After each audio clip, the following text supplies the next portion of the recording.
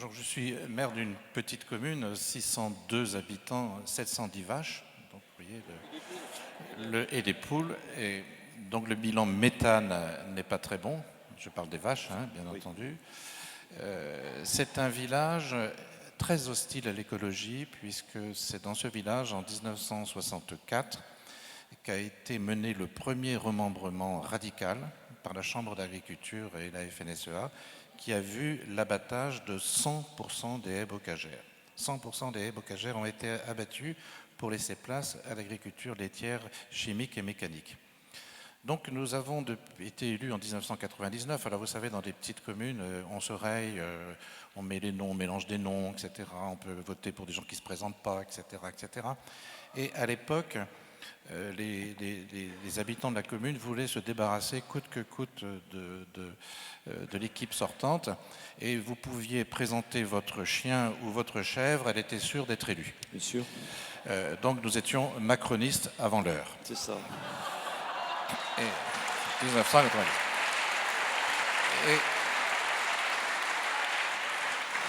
Et pour répondre à la mais ça fait du bien. Pour répondre à la question, c'est que nous avons, depuis donc 20 ans, essayé de faire de l'écologie plutôt que d'en parler, d'avoir de l'écologie de l'action plutôt que de l'écologie de l'incantation. Et bon an, mal an, nous produisons 100% de notre électricité. La première acte que nous avons posé, c'est d'aller avec l'employé municipal que tu as rencontré, qui partait en retraite, pris la totalité des produits phytopharmaceutiques, pesticides et autres, et on a amené tout ça à la destruction. On n'en utilise plus depuis 20 ans, donc 18 ans avant les lois Labbé. On a une cantine 100% bio, c'est-à-dire tous les produits servis aux enfants sont issus de l'agriculture biologique, et ceci depuis 16 ans maintenant. Donc, au fur et à mesure que nous avons aussi construit du logement social très écologique, nous rentrons dans une logique de production d'énergie renouvelable pour les habitants. Nous sommes dans un village qui tente d'aller vers son autonomie alimentaire également. Et donc tout ça, au fur et à mesure, si vous voulez, a créé une conscience politique écologique importante, alors qu'en début de mandat, il y avait peut-être 3-4 voix dans les élections nationales pour les partis, je dirais, écologistes dans leur diversité. Et donc, un beau jour, alors si nous avions mis il y a 16 ans une cantine 100% bio, c'était parce que déjà à l'époque, nous ne voulions pas du tout qu'il y ait un seul pesticide dans l'assiette des enfants. Ça, c'était pour nous le sujet principal. Donc, il y a une conscience qui se développe et tout d'un coup, naît dans le village un collectif bizarre, nous voulons des coquelicots, composé de parents, composé de coquelicots d'un peu partout dans le secteur, et qui font faire leurs analyses d'urine via les pisseurs involontaires de glyphosate, et qui, dans ces analyses d'urine, trouvent des taux très supérieurs à la normale, à la norme. Et parmi les personnes ayant un taux plus élevé, il y a une petite fille de 8 ans, qui a des taux 30 fois supérieurs à la norme que l'on trouve dans l'eau. Or, ses parents nous affirment manger bio chez eux et manger bio à la cantine, puisque la cantine est 100% bio. Donc commence dans le village un sentiment que ces pesticides ne peuvent être que respirés, puisqu'on ne les mange pas. Donc on ne peut que les respirer. Et donc ils viennent, et ce qu'Aris a dit tout à l'heure est tout à fait juste, ils viennent de façon non violente, de façon compréhensive, avec des coquelicots, avec beaucoup de chaleur, beaucoup d'enthousiasme, avec des chants, et essayer de me dire, monsieur le maire, est-ce que vous pouvez faire quelque chose pour nous aider contre ces pesticides de synthèse? Ils étaient d'autant plus à l'aise pour me le demander que j'avais déjà pris un arrêté en 2016 d'interdiction des pesticides tueurs d'abeilles dans ma commune pour protéger les ruches, et personne n'en a jamais entendu parler. C'est d'ailleurs toujours un arrêté qui est en place. Donc je me dis quel arrêté je vais prendre, parce que vous savez, dans les petites communes, on sait prendre des arrêtés pour les crottes de chiens, mais prendre des arrêtés pour les pesticides, c'est plus compliqué. Donc je me rapproche de mon ami Joël Labbé, sénateur Labbé du Morbihan, à qui je dis, mais est-ce que tu pourrais pas m'aider un petit peu à rédiger, est-ce que tu connais des juristes, etc. Et il me dirige vers l'association Raxter, qui est justement composée et de chimistes et de juristes, et avec qui je travaille un arrêté. Un arrêté de création d'une distance d'éloignement des pesticides de 150 mètres des habitations.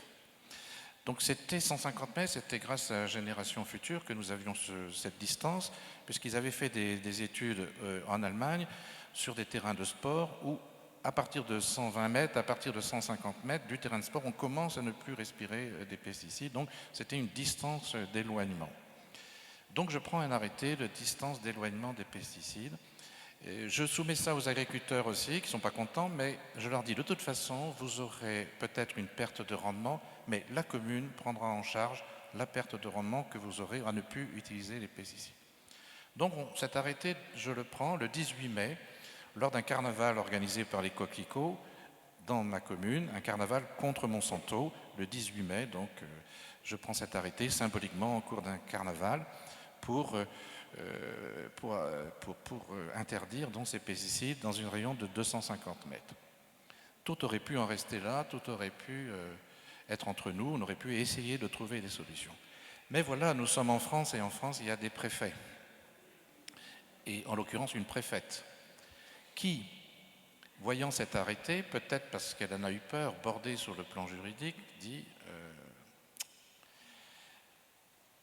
fait un communiqué de presse à Ouest France, un journal très lu, et dit à Ouest France, qui publie le communiqué de presse, si d'aventure monsieur le maire de Langouette ne retire pas son arrêté que je juge illégal, je le traîne devant les tribunaux administratifs.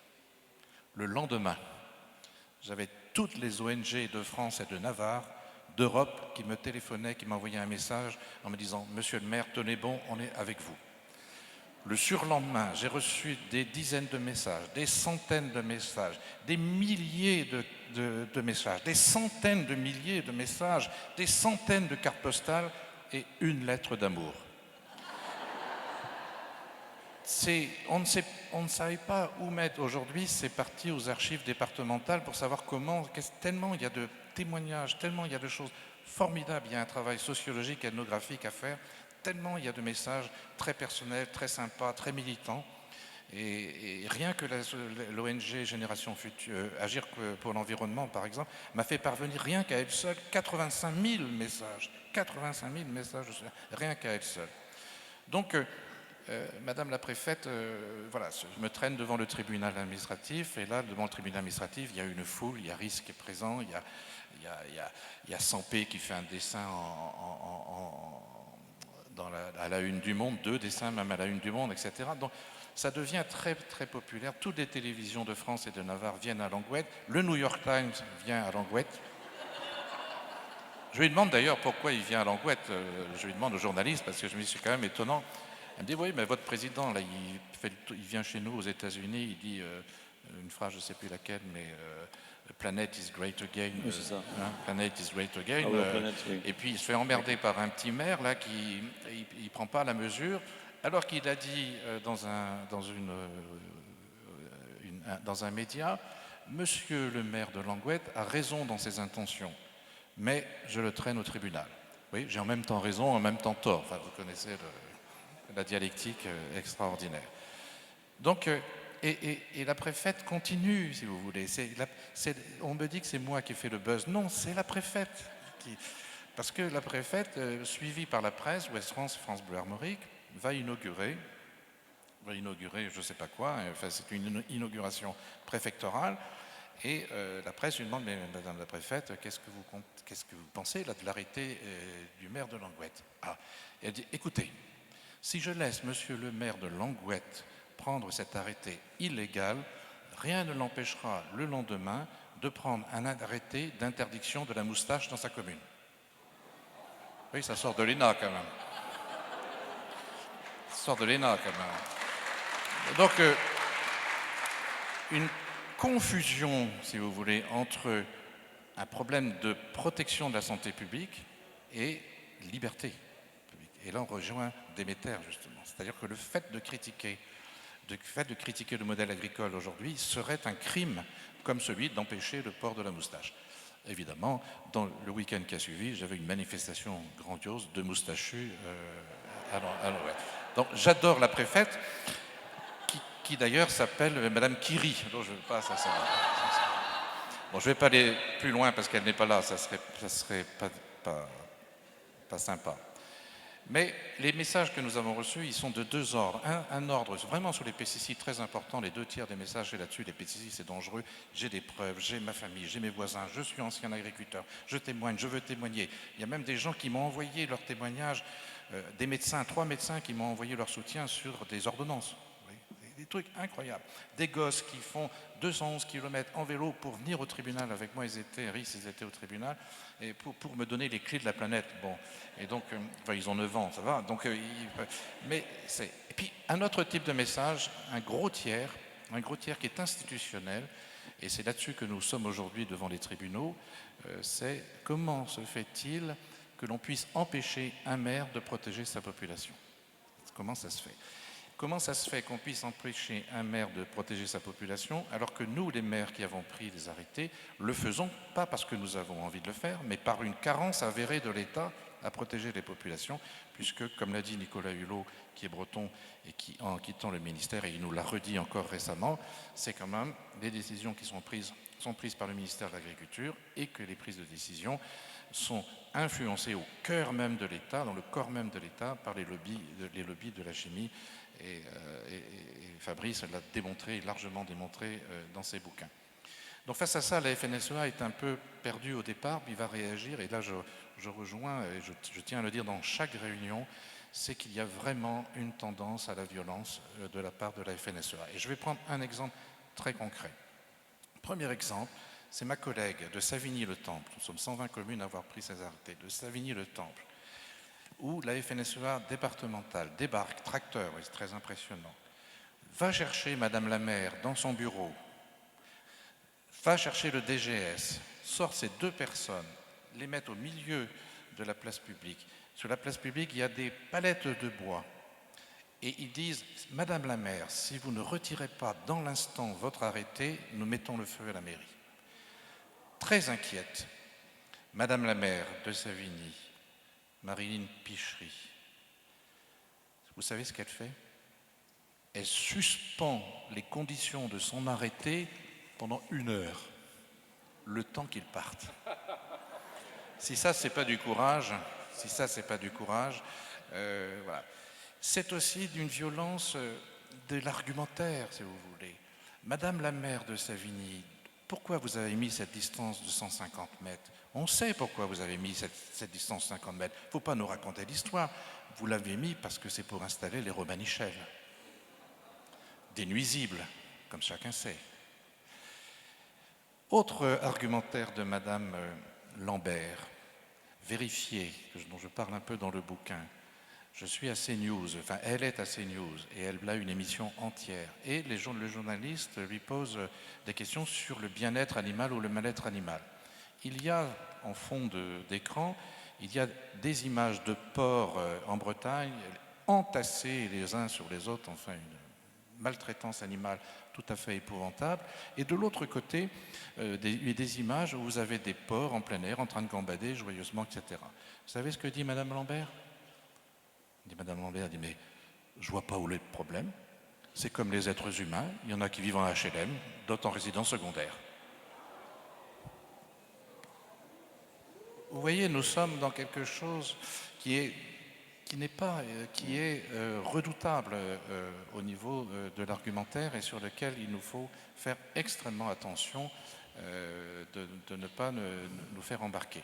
Bon, maintenant, les tribunaux nous donnent tort, en grande partie. En tout cas, les tribunaux qui jugent tribunaux administratifs, j'entends, qui jugent sur les communes rurales, donnent tort aux communes rurales, mais ne donnent pas tort aux communes comme Paris, Sceaux, Gennevilliers, Malakoff, Nanterre, Lille, qui ont aussi pris des arrêtés anti-pesticides alors qu'ils n'ont pas d'agriculture, parce que dans ces villes sont concernées les voies ferrées, les voies de chemin de fer RATP, SNCF, mais aussi les copropriétés qui ont malheureusement échappé à la loi Labbé.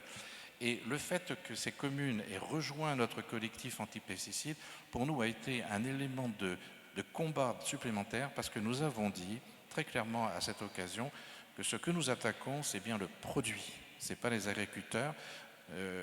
Quand Hélène Frachon a posé le combat contre le Mediator, elle a posé le combat contre les vrais coupables, c'est-à-dire les laboratoires qui ont fabriqué le Mediator. Elle n'a pas été attaquer les pharmaciens qui ont... voilà. Donc nous devons aujourd'hui faire très attention. Les agriculteurs sont aujourd'hui les victimes des pesticides.